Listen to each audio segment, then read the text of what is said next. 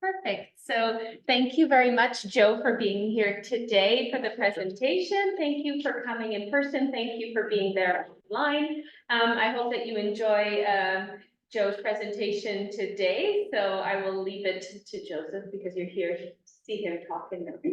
Joseph. Thank you very much. Actually, I just came to see you, Chloe.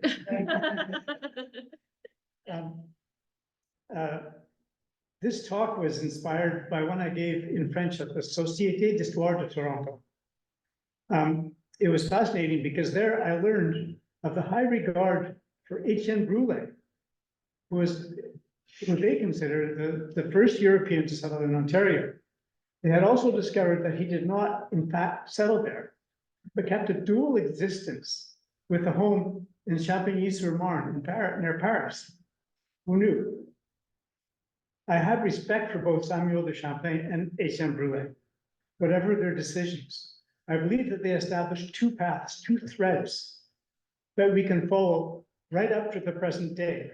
I'm going to do a lot of reading, so you might see me scroll a bit. That said, they were at loggerheads, or at least Champlain dismissed Brûlé because he had chosen to live among the people of Huronia, following their cultural norms. One of those threads, Champlain's, led to the very Catholic Quebecois who have accepted secularism today. And the other, Brûlé. Brûlé's was not tied as tied to the Catholic Church, but led to the Canadien, one could argue. Oops, I just jumped ahead of myself here. Given that these two men came to a colony that was conceived as a safe port for the Protestant or Huguenot minority parishes to coexist with Catholic parishes, I think it is a safe conclusion that Brûlé was Protestant, though there's no way we can prove it. I'm going to jump to the next slide. They were both in New France thanks to Pierre de Gaudumont, who you can see in the picture, the founder of both the Acadian colony and the Quebec colony. He was one of the military companions of good King Henry. Both he and the king were Huguenots, Protestants, followers of Jean Calvin. We don't learn much about de Gaudumont in our history classes, I believe, because the Catholic Church, which controlled education, wrote him out of our history. He was not Catholic. Let's start, though, with a quick review of the early Catholic Church.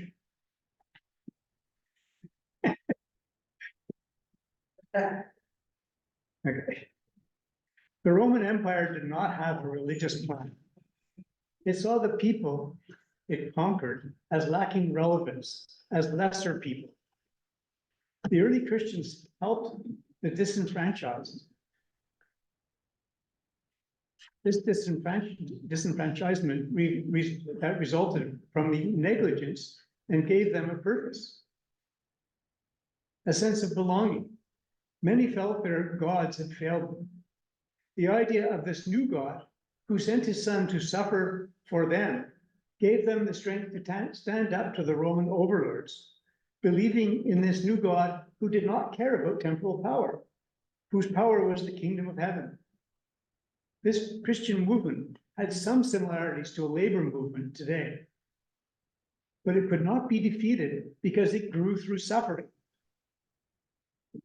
300 years in, Constantine saw the power in it and promised that theirs would be the religion of the empire if he became emperor, which he did in the early 300s.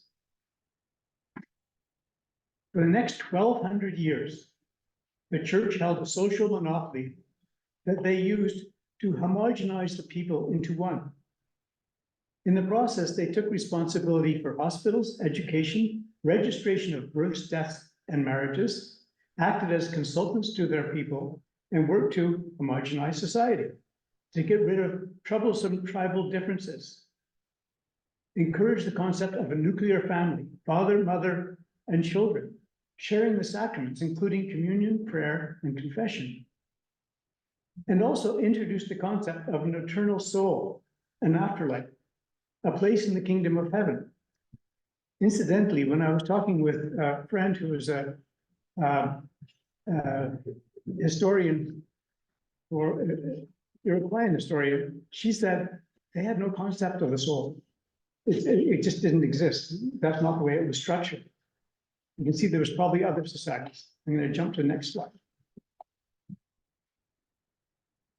With the growing influence of the Catholic Church came presumptions of power. Theirs was a monopoly that owned the souls of the people. There were always rebellions put down by the church through its nobles, princes, and kings, which was effective as long as the church could weed them out early enough. With the coming of the printing press, though, this became more difficult, even impossible, and some sects grew too strong to stop, notably the followers of Jean Calvin, who had to leave France and find refuge in Geneva, and of Martin Luther, who had princedoms join his movement in the German states. I'm going to jump to the next slide. 1200 years after Constantine's adoption of Christianity, the Reformation and the wars of religion began. At that time, with the arrival of the printing press, the Bible could become a personal possession, something that the church had forbidden. The Catholic Church began to be held to account for its accumulation of great wealth. Science began explaining things differently. People felt that they could take over some aspects of the church's responsibility, dropping parts that they felt were wrong, like confession. It is important to remember, though, that they still believed in God and Jesus Christ and virtually all of the church mythology that had been drummed into them for 1200 years. On the screen, the yellow dots you see are Jesuit schools, just to give you an idea of how strongly spread Catholicism was. Here's the next screen. This is good King Henry's mentor, Gaspard de Coligny, Admiral of France. King Henry's mentor, head of the Huguenots until 1572, was Gaspard de Coligny, also generally unheard of and forgotten. He tried 3 times to create New France, a safe port where Catholics and Protestants could practice separately in peace. This was France's part in the wars of religion. And if you think it had to do with God, then it sounds crazy, like the world gone mad. But it had nothing to do with God, really. They both believed in most of the same religious traditions. But the Protestants felt that the Catholic Church was abusing its obligations and privileges. Obligations of the church were, again, education, hospitals, registry of births, marriages, and deaths, and of course, the sacraments. The church had become very wealthy through schemes like selling indulgences. These indulgences were a lot like carbon credits. Someone can give or even leave a major part of their inheritance, their estate, to the Catholic Church, so it could prepare a place for them in heaven. I'm going to jump to the next slide. Okay. In 1562, Jean Ribault, following the instructions from Admiral de Coligny, tried to set up a New France in present-day Florida. Pedro Menendez de Avilés, a Catholic and a Spanish admiral, discovered the settlement and murdered the occupants in gruesome ways. The Pope created medals to celebrate the murder of heretics. It was the 4th attempt to create an escape route for the French Protestants who were not tolerated in France. In fact, in 1541, the Huguenots, I'm on the next slide already if you want to jump ahead. In 1541, the Huguenots, French Protestants, had organized companies that could finance the colonization of this New France in exchange for exclusive trading rights. The various attempted colonies included St. Kitts or St. Christophe, created in the Caribbean in 1538 by people leaving Dieppe. Quebec, where Jean-François de la Roque de Roberval was guided by Jacques Cartier in 1542.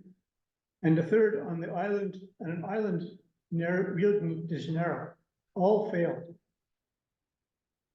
The picture showed the Huguenot cemetery depicted in this painting above.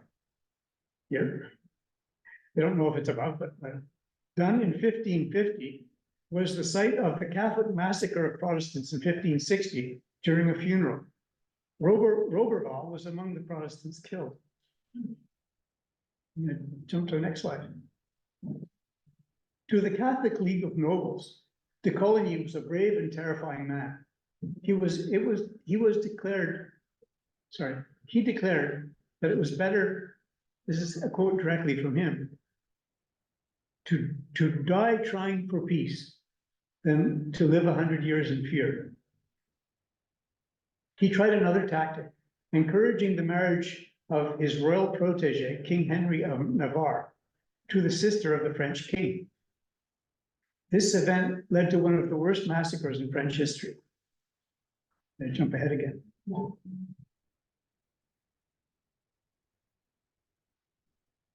The quote, dead men don't make war.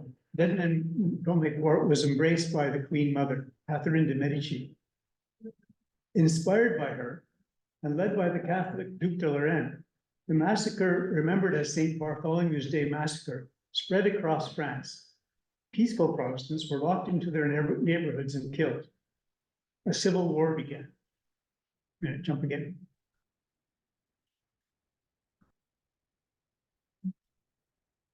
Led by de Coligny's protege, Henry II, or Henri II of Navarre, the war lasted 22 years and ended when Henri II of Navarre captured Paris, accepted to convert to Catholicism in order to become King Henry IV of France, the first in the line of Bourbon kings of France, and the only good one. Next slide. Among his first acts was to negotiate the Edict of Nantes, guaranteeing the coexistence of Protestant and Catholic parishes.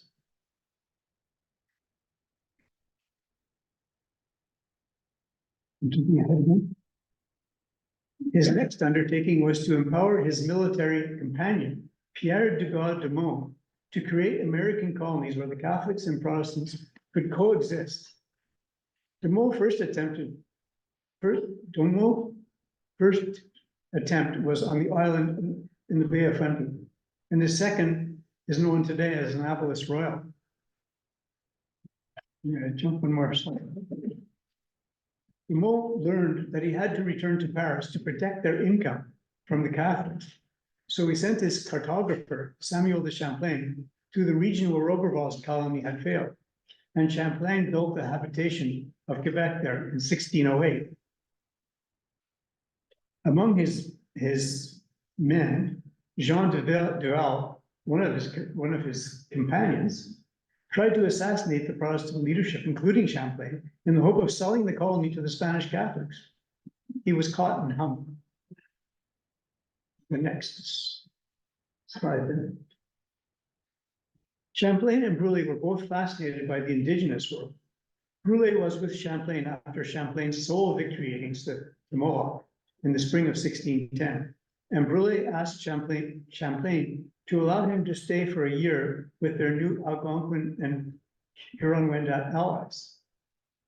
A Huron-Wendat chief accepted to take responsibility for Brûlé, and according to their tradition, offered his son Savignon to stay with Champlain. At the end of the year, Savignon returned from France, and while he said he had been treated acceptably, he was relieved to get back from such a violent and uncivilized place. By contrast, Brûlé opted to stay with the Huron-Wendat. This map shows the names of some of the larger communities. Where you see Huron in the middle of the map was a huge grouping of the 4 Wendat nations. I'll go on to the next slide and show you more on that. The 4 Wendat nations mentioned were located between Lake Simcoe and Georgian Bay. Their population was as great as that of the 5 nations at the time, and their agricultural society was the hub of this cosmopolitan world, comprising many nations in different languages. You jump ahead. In 1610, when Champlain returned from the spring battle against the Mohawk, he learned of the assassination of Good King Henry. Good King Henry is remembered as Good King Henry. This was a major historical incident that changed the direction of French culture. Its significance compares with the assassination of John F. Kennedy. They just a bit of background researching the assassination. The assassin was consulting the Jesuits, who considered him to be a little bit crazy. And after the murder, he was held responsible. Whether he was encouraged is a question that stays like so many questions about Kennedy. I'll jump on to the next slide. The regent of the Kingdom of France, Mary de Medici. Now you might notice the Medici again. The Medici family in Italy was extremely wealthy, and Henry had exhausted himself financially with the war. Mary de Medici gave him, rebuilt his financial estate. You can see her son, the future King Louis XIII, here. Although the Queen and her son fought continuously, they both agreed to name and retain the same First Minister, Cardinal Richelieu. King Louis XIII even named another cardinal, Cardinal Jules Mazarin, as Cardinal Richelieu's successor. I'll jump ahead.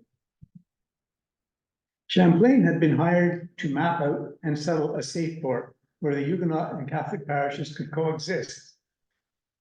The death of the king changed everything. Pierre Dugas de Meaux was forced to stay in France to raise money for the colony, and he appointed Champlain to take over the running of it. As Pierre Dugas de Meaux's influence waned, Champlain had to choose between the survival of the colony and its founding principles. He chose the colony's survival. Champlain could rationalize that the Edict of Nantes guaranteed the safety of the Huguenots in France, and therefore he did not really have to worry about that. By contrast, the Catholic Church could allow and help him convert the local people to Catholicism, and thereby increase the colony's numbers without the need for more than a few Catholic Frenchmen who were willing to come. And there were just a few willing to come. It's probably something that we aren't really aware of. But France was the wealthiest, biggest country in Europe. It was an agriculturally based country. And so the problems that other nations had where they had people leaving were less evident except among the Huguenots in France. Once the church arrived to administer the colony, Champlain's role would be to help them. Their church wanted to bring young Huron-Wendat boys into a school removed from their own culture in order to turn them into good Frenchmen. Champlain was forced to tell Huron-Wendat that the French administration would trade only with Huron-Wendat who had accepted conversion to Catholicism. This way, the French began to divide and destroy Huronia. I'll go on to the next slide.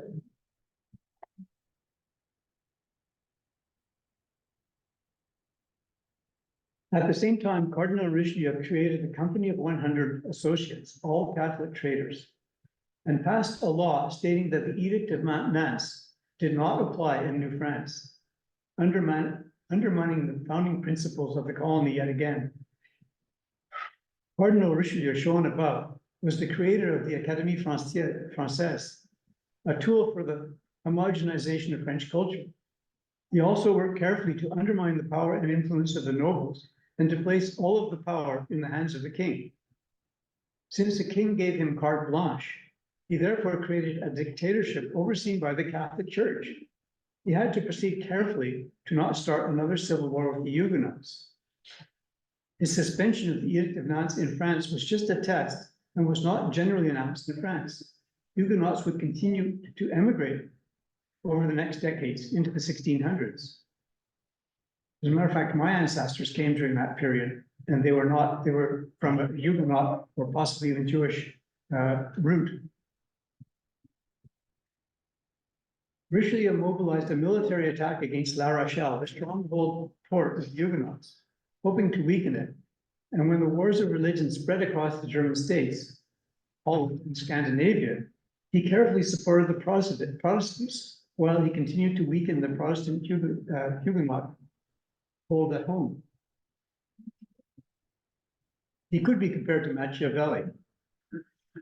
While the English Navy tried to protect the Protestants in La Rochelle, the Huguenots elsewhere worked with the English to weaken Richelieu's position. I'll jump to the next slide. The Kirk brothers, who captured Quebec in 1629, were Huguenots from Dieppe. Seeing what was happening in La Rochelle, they accepted to sail under the British flag. They were burned in effigy by Catholics in France. Unfortunately for them, Richelieu had withdrawn from La Rochelle and made peace with England, signing a promise to return to each king any property captured after their peace treaty. Quebec would have to be returned to Champlain. The Kirks and the Decans, a French Huguenot trading family, opened trade to all Indigenous people, whether they were Catholic or not. They held Quebec for 3 years, restoring Quebec to its founding principles. And Étienne Brûlé can be seen at this time to have not lost those original principles. Although he lived in Huronia, he explored broadly and returned several times to his home in Champigny-sur-Marne near Paris with furs. He married her, and his communications show that he knew Huguenot families in France. When he returned to Huronia, the chiefs, knowing how he and Champlain had had a falling out, withdrew their protection of him. This meant that anyone who decided to kill him would not be stopped. It was likely Catholic Huron-Wendat who killed him in revenge for their losses during the Huguenot occupation. The next slide. Decades later, in 1665, King Louis XIV rescinded the Edict of Nantes in all of France. That triggered a huge exodus of Huguenots, resulting in economic weakness for France. The Huguenots were business people, entrepreneurs, and risk takers. They were educated in many different fields and trades, and they were welcomed all across Europe. Jean-Louis Ligonier, who left castes in the south of France at 15 years of age, gradually found his way into the British military. He later learned the fate of those who had remained. Among the Sire rules they suddenly had to respect, they were ordered to support agents of the government in their own homes, there to monitor them against practicing their religion.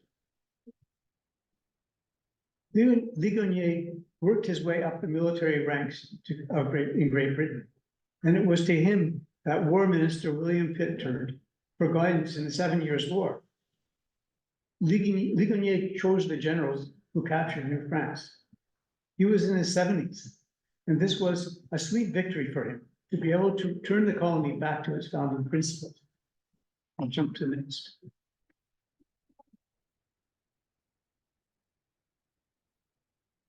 But the story goes on. We're jumping ahead now. Actually jumping ahead, only jumping places, because we're still in New France being transferred to the British. Henri-Marie de Beaubriand, Bishop of Quebec, instructed the Catholic Church to accept the new sovereign that they found themselves under. They were Gallican, French Catholics, as distinct from Roman Catholics, and they were obliged to recognize the veto of the king and the need to get the approval of the civil authority for major parish changes. Beaubriand died in 1760, 3 years before the Treaty of Paris.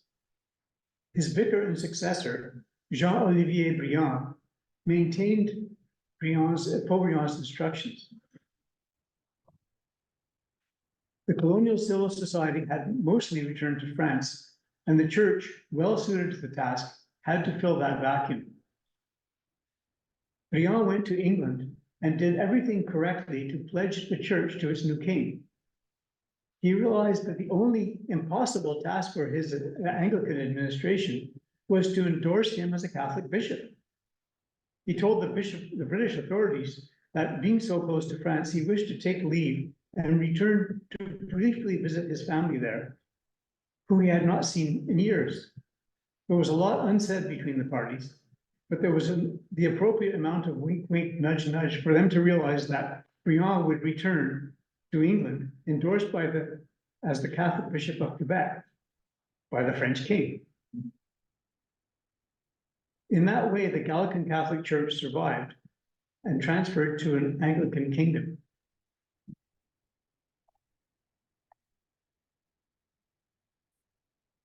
Over the following decades, and especially after the French Revolution, the Gallican Catholic Church remained dependent upon the British Colonial Office to endorse changes in the administration in the colony. Sometimes the Colonial Office simply refused, and this meant that the Gallican Catholic Church needed to find other solutions. It was through this kind of backdoor that Jean-Jacques Lartigue was named a bishop in spite of the Colonial Office's refusal to set up a diocese in Montreal. Lartigue was named Bishop of Tamesis in Lycia, appointed auxiliary to the bishop to the Quebec diocese, serving in Montreal in 1821. In that way, Montreal gained a bishop from a lost diocese in the Ottoman Empire, and he was administering the non-diocese of Montreal. The Colonial Office did not or could not object. No diocese had been created. This naming of someone to the status of bishop of a long-lost diocese was not uncommon. During the 1820s, Lartigue kept in close contact with what was happening in France. Gallican Catholicism no longer had a king with special status in Rome. Among the clergy there, the movement began to accept their status as Roman Catholics, serving the Pope directly. The movement, called Ultramontanism, had a hero, Hugh Félicité Robert de Lamennais. He went way too far, however, because he saw a democratic future for the church in which the clergy would have a say. Lartigue and his secretary, Ignace Bourget, supported Ultramontanism, at least as much as they needed to for their administrative decisions to be made by the Vatican instead of by the Colonial Office. Even as Lamennais was repudiated by Pope Gregory XVI, Lartigue and Bourget were endorsing most of his concepts. Lartigue's cousin, Louis-Joseph Papineau, head of the Parti des Patriotes, was jeopardizing the whole structure of Catholic life in Lower Canada by insisting upon Republican principles with both the Colonial Office and the Church. He wanted civil control of the institutions that were being run by the Church, and he wanted the Colonial Office to give the Assembly the power to govern those institutions. He also felt that all religions, including non-Christian ones, should be considered as having the same status. What he wanted does not seem extraordinary now, but he was rapidly making powerful enemies in both the Church and the British Colonial Office. Lartigue asked a colleague who was going to Rome to deliver a letter to the Pope, asking that Lartigue be named Bishop of Montreal and that his diocese be recognized. It included an area that ran from James Bay to the US border and from halfway between Montreal and Quebec City to the western border of Lower Canada. He reassured the Pope that the British would have no problem with this action he was asking the Pope to take. The Pope obliged, and a major new diocese came into existence without the approval of the Colonial Office. The whole clergy in Lower Canada cringed, waiting for reprisals from the Colonial Office. But Lartigue bet that they would respond favorably to a fait accompli. 2 weeks after the Pope's announcement, Lartigue received a letter of congratulations from the Colonial Office. Quebec, Lower Canada, became Roman Catholic, and no one noticed. except the clergy, who celebrated a successful revolution in September 1836. Lartigue took immediate action to undermine his cousin Papineau in every parish in his jurisdiction. After the unsuccessful rebellion of the Patriots, the civil authority of Lower Canada had to be rebuilt. And at the same time, the colonial office joined Lower and Upper Canada into a single province of Canada. When Bourget became bishop in 1840, he supported Louis Lafontaine in his mission. Together with Robert Baldwin of the old Upper Canada portion, to work towards responsible government by electing one political party that would achieve a majority in both the east and west parts of a new province.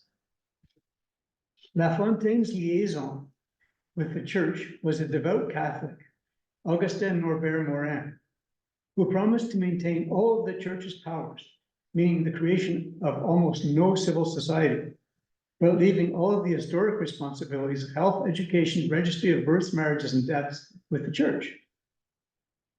As a result, Canada achieved responsible government, but with the caveat that the church still controlled the people, at least in Lower Canada, Quebec. From Louis Lafontaine to Georges Étienne Cartier, the political leaders were dependent upon the church. And Bishop Ignace Bourget did not stop there.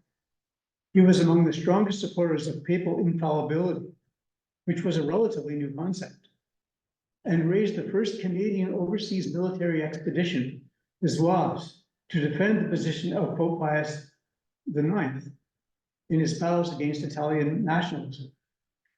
While the Canadian government was in the process of creating a Canadian Federation. No one challenged Bourget, he was too powerful. He also undertook to excommunicate any members of the Institut Canadien, a non-religious French civil society think tank, who refused to accept the Catholic Church by recanting on to their beliefs on their deathbeds. In other words, they couldn't get last rites unless they recanted. A new leader and member of the Institute, Wilfrid Laurier, stood up to the bishop and was continuously threatened with excommunication. By 1885, the year Bourget died, he had turned his congregation into a deeply religious one, where the church was all. So much so that when a new smallpox epidemic began in 1885, the church took the position of anti-vaxxers, and Montreal had to be quarantined from the rest of North America, while the plague spread and 5,000 Montrealers died. This is in contrast to the smallpox outbreak that hit Montreal in the 1830s, 50 years earlier, and was controlled through a vaccination campaign. Bourget and Lartigue's legacy was La Grande Noirceur, that lasted until 1960. Let's jump ahead to there.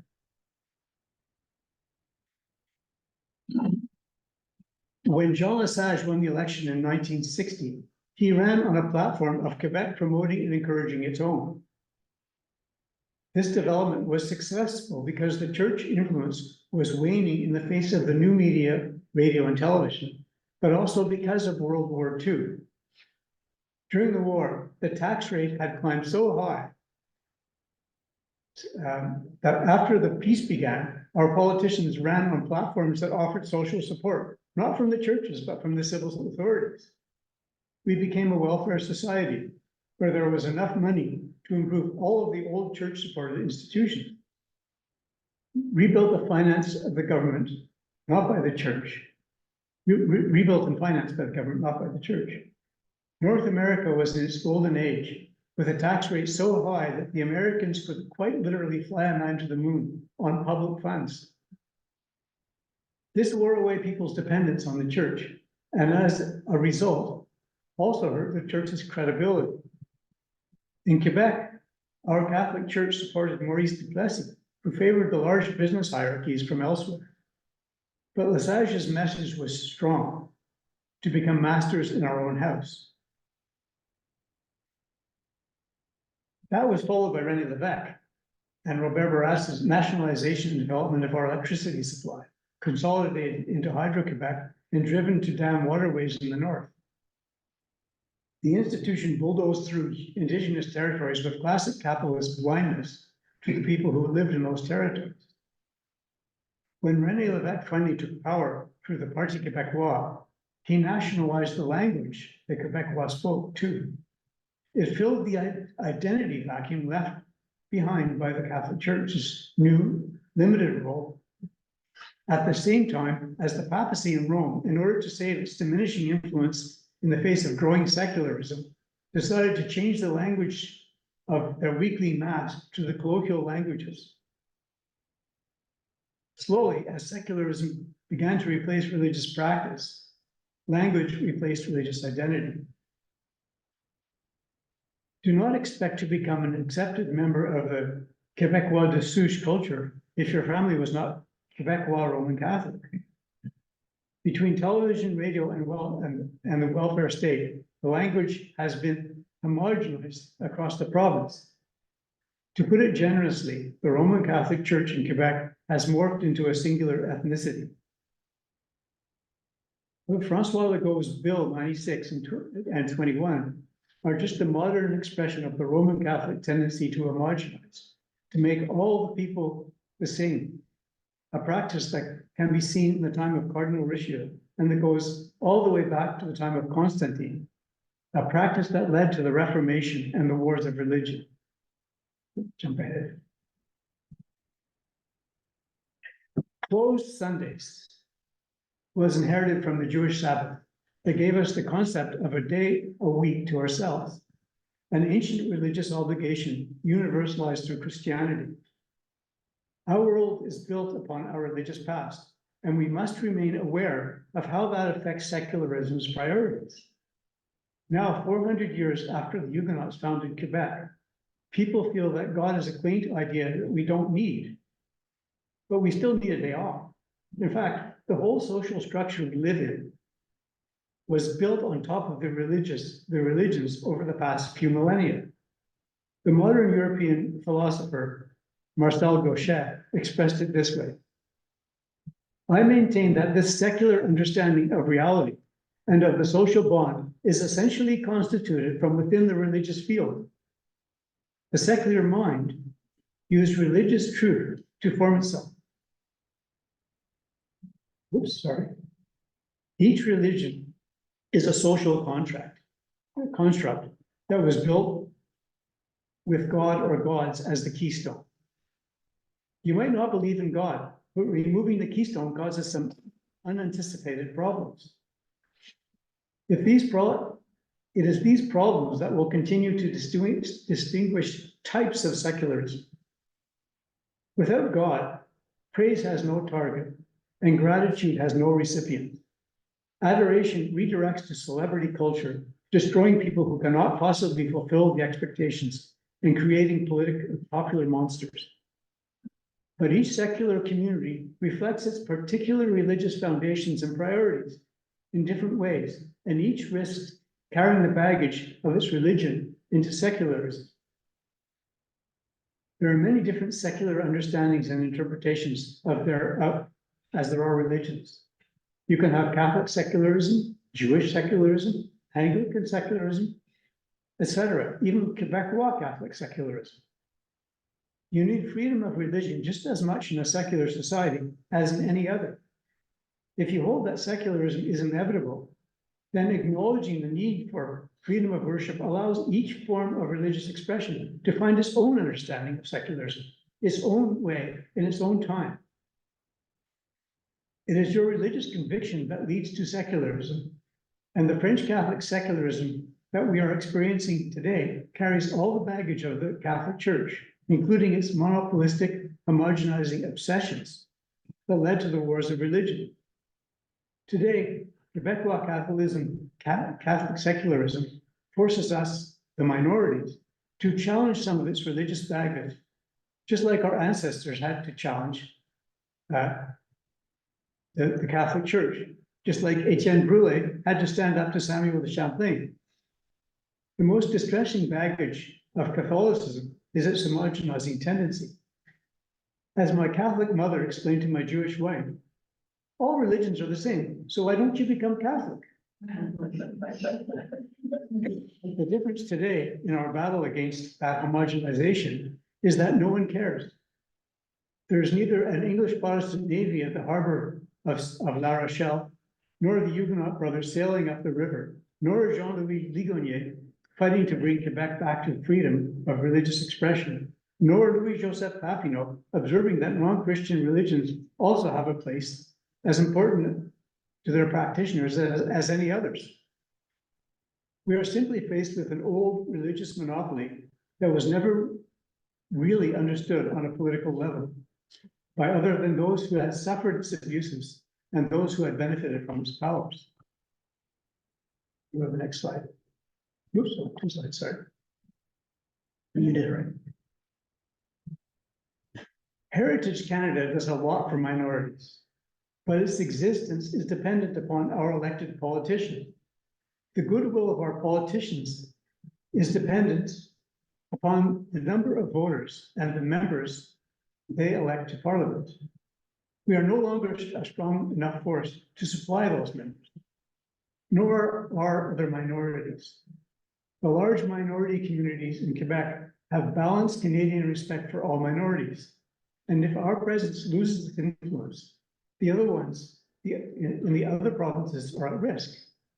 Our absence in Parliament will have a catastrophic effect on the French and other minorities across Canada because they are in the same position as we are here. Our minority status, a large minority in a French majority province, was their guarantee to a fair treatment. Now we must depend upon our own actions in maintaining solidarity with other minority groups across Canada, especially French minorities in the other provinces. Therefore, we are faced with 2 concerns. Quebec, Catholic secularism's overwhelming tendency to homogenize society, and the threat that represents to minorities across Canada. It is up to us. Together, our Canadian minorities are the heirs to the Huguenot legacy. Thank you.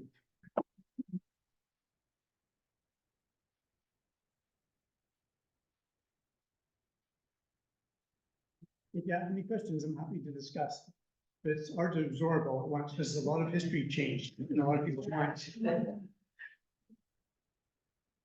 I thought terrific talk. I think you should write a school book and put that into the school history.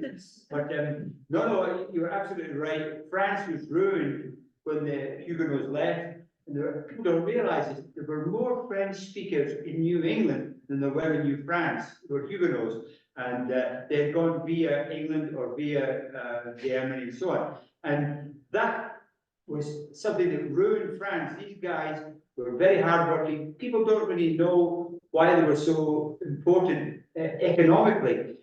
Whether that caused them to become Protestants or whether Protestantism got, but they were incredibly important in history and very important here in Quebec. And the nice thing about the Catholic Church, or the weird thing is, you look at the statue of Nelson in Old Montreal, that was paid for by the Catholic Church because he fought against Napoleon, and Napoleon was anti-Catholic at the time. And the other interesting thing is the French Canadians fought against Napoleon, and the British. The reason I found out about that is the Brits have a big list of all the people who fought at the Battle of Trafalgar. And there's dozens of French Canadians fighting against Napoleon, fighting for Britain. And they totally ignored in history. And I really just shut up, my mic. But no, your idea that nationalism has been taken with Catholicism, I think it's tremendously important to describe what's happening today in Canada. Because that authority, my ancestry, they were Presbyterian Covenanters. They fought the Catholic. They died fighting the Catholic Church. So I'm a bit biased, I suppose. But what you say, I think, is a great concept that nationalism as Catholicism is an overruling idea, and I think it's terrible. I'm an immigrant, but there are people, Anglos here, have been here for several hundred years, and they all worked. And that's the thing that people forget, that this place, quite literally, was built by Anglophones, and yet the names have been changed, and, you know, and so on. But anyway, your talk was, I think, tremendous, and I think you should do a book about this. And no, it was really, I speak as I was a teacher, you know, and what you just said is absolutely wonderful. It should be transmitted to the wider society. Yeah, well, thanks, thank you. The interesting thing today with the genetic studies being done is finding how many Quebecois trace their genetic roots to the area of Geneva and eastern France around Geneva. There was a huge number of Huguenots who came. Like my first Quebec ancestor, his name was Robert Paré, it was spelled P-A-R-E-T. And the church told him, no, that's not how you spell it here, it's P-A-R-E accent aigu. So he changed the spelling. But what we learned over time is Paré is one of the names of people who fled the Iberian Peninsula during the Inquisition and hid out as Protestants in France and dreamed only of going to the New World. And they got there way after it was all wrecked, because they got there before the Edict of Nantes was rescinded, but it had already been rescinded in Quebec, so they couldn't practice. A lot of them were absorbed into the indigenous people too, by choice. And so it's not surprising to see this thread of Étienne Brûlé. And I think that this is something, when I was talking in Toronto, I was absolutely amazed at their knowledge and interest in Étienne Brûlé, and how they'd actually gone to Champigny-sur-Marne to find out if the historians there had developed any knowledge, and they had. So this is all new to us today. Anyway, I won't go on. Any other questions? Any other thoughts? No? Well, thanks very much for coming. Well, thank you. It was a pretty good time, wasn't It's good time. it? Okay, good. It's wonderful. Yeah, it was great. Okay, so